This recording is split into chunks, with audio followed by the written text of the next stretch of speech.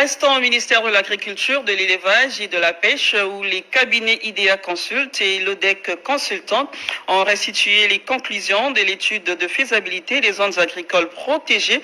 Ces travaux auxquels ont pris part plusieurs partenaires ont été patronnés par Paul Valentin Gobo. Reportage de Merlou Libali.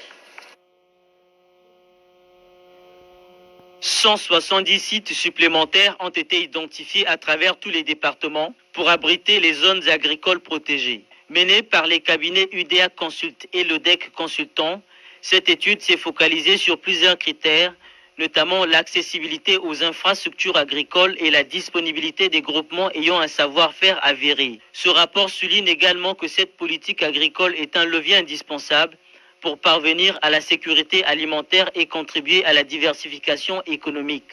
La mise en place des ZAP à travers la République du Congo représente un défi majeur, mais aussi une opportunité unique. Elle représente une initiative intéressante pour la promotion de l'agriculture dans sa globalité. Toutefois, plusieurs questions se posent quant à leur mise en œuvre à l'échelle nationale. En effet, nous devons nous assurer que ces zones ne sont pas seulement viables à court terme, mais qu'elles peuvent également prospérer à long terme, en harmonie avec les communautés locales.